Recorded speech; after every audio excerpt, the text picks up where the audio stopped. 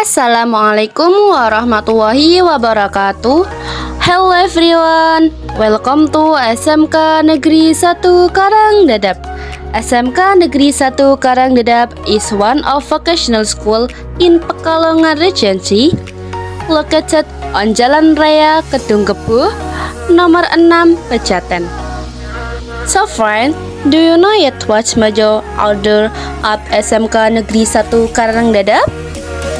Okay, so my school has 6 major.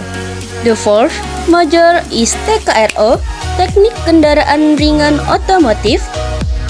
The second, TBSM, Teknik Bisnis Sepeda Motor.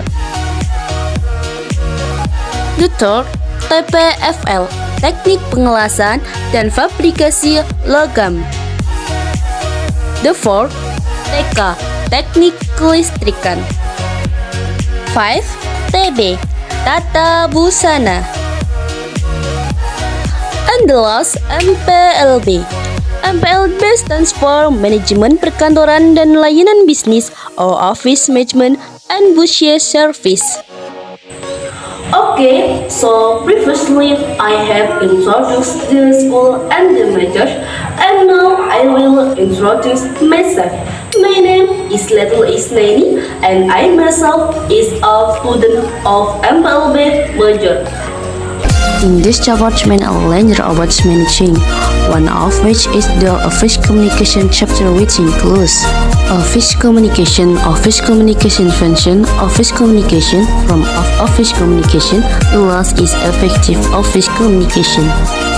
And here I will share with friends about the material that I conclude it is about the office communication function. Komunikasi perkantoran terjadi dalam suatu kantor dan bertujuan untuk meningkatkan kinerja kantor tersebut.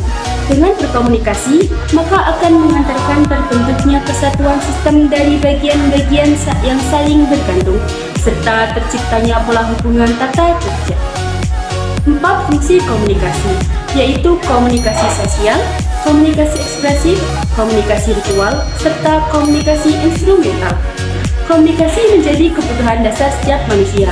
Agar komunikasi bisa berjalan efektif dan tidak menimbulkan kesalahpahaman, komunikasi membutuhkan minimal 3 komponen yang harus ada, yaitu komunikator, komunikan, dan pesan. 1. Komunikator, yaitu orang yang menyampaikan pesan kepada komunikan. 2. Komunikan, yaitu seseorang yang menerima pesan dari komunikator. 3. Pesan, yaitu berupa informasi yang dikirim oleh komunikator kepada komunikan.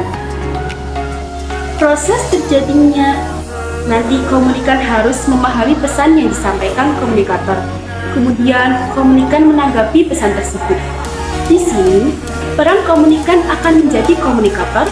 Agar komunikasi berjalan dengan baik, maka pesan harus dipahami oleh komunikan. Menurut Chopra dan Gauri, fungsi kantor modern dapat diklasifikasikan ke dalam 2 kategori, yakni 1. Fungsi dasar atau fungsi rutin, dan 2. Fungsi manajemen administrasi. Fungsi dasar kegiatan-kegiatan seperti mengumpulkan, memproses, menyimpan, dan mendistribusikan informasi merupakan fungsi dasar dari kantor. Kantor berfungsi menyediakan layanan komunikasi dan pencatatan. Kantor juga menerima, merekam, mengatur, dan menganalisis, serta memberikan informasi. Selain memiliki fungsi dasar, kantor juga memiliki fungsi manajemen administrasi yang berguna untuk mendukung kelancaran fungsi kantor. Fungsi-fungsi tersebut antara lain: 1. Fungsi manajerial. Fungsi hubungan masyarakat atau humas, melembagakan sistem dan rutinitas kantor, pengamanan aset, merancang dan mengontrol formulir, pengendalian alat tulis, dan perlengkapan pemilihan dan pembelian peralatan kantor. Kemunculan kantor virtual. Kantor virtual dapat dibuat oleh seorang individu atau dapat dibuka untuk sekelompok karyawan, kolega, vendor, atau siapapun di dalam atau di luar bisnis. Seseorang dapat memutuskan siapa yang bergabung, apa yang harus dibagikan, dan siapa yang dapat membagikan. Siapapun yang memiliki akses ke internet memiliki akses ke kantor virtual jika diizinkan.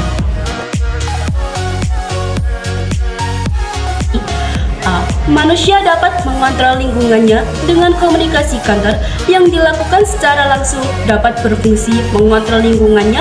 Hal ini berarti kapan, di mana, kepada siapa, dan apa pesan yang disampaikan hanya terbatas pada lingkup pekerjaan saja. Sehingga perilaku anggota atau pegawai kantor dengan komunikasi akan terarah pada tugas, fungsi, dan wewenang personil kantor. B. Beradaptasi dengan lingkungan tempat mereka berada. Hal ini berarti bahwa si pelaku komunikasi tersebut harus menyesuaikan ketentuan atau aturan budaya yang berlaku di mana proses komunikasi berlangsung. C. Melakukan transformasi warisan sosial kepada generasi berikutnya. Adanya komunikasi dari mulut ke mulut akan memberikan dampak yang berkelanjutan. Demikian juga dengan tulisan, sejarah, monumen, atau peninggalan membuktikan bahwa transformasi warisan sosial budaya yang ada pada generasi terdahulu telah dikenal sampai sekarang.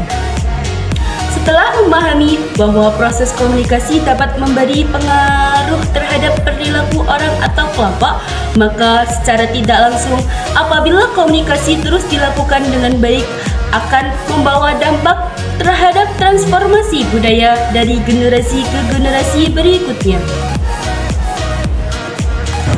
Fungsi komunikasi dilihat dari aspek kesehatan. Menurut pandangan dokter psikiater menyatakan orang yang kurang berkomunikasi dalam arti terisolasi dari masyarakat, mudah terkena gangguan kejiwaan atau depresi, kurang percaya diri dibandingkan dengan orang yang senang berkomunikasi.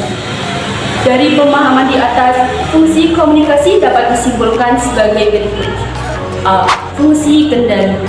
Komunikasi mampu mengendalikan perilaku anggotanya dengan berbagai cara pada setiap organisasi berdasarkan tugas, wewenang, dan tanggung jawab yang harus dipatuhi. B. Fungsi motivasi. Komunikasi memiliki fungsi motivasi, berarti pesan yang disampaikan dapat berpengaruh atau berdampak positif bagi pihak lain. Pesan tersebut dapat berupa penjelasan tugas, cara melaksanakan tugas, dan bagaimana cara memperbaiki kinerja apabila anggota atau pegawai kantor masih di bawah standar. C. Sebagai ungkapan emosional. Komunikasi sebagai ungkapan emosional berarti penyampaian pesan personal kepada orang atau kelompok lain berupa ungkapan perasaan yang sedang dialami. B. Fungsi informasi. Komunikasi memiliki fungsi informasi, berarti pesan yang disampaikan dapat memberikan informasi baru bagi penerima pesan. So that's my short explanation about the foundation of office communication. That's all for me. Thank you. Wassalamualaikum warahmatullahi wabarakatuh.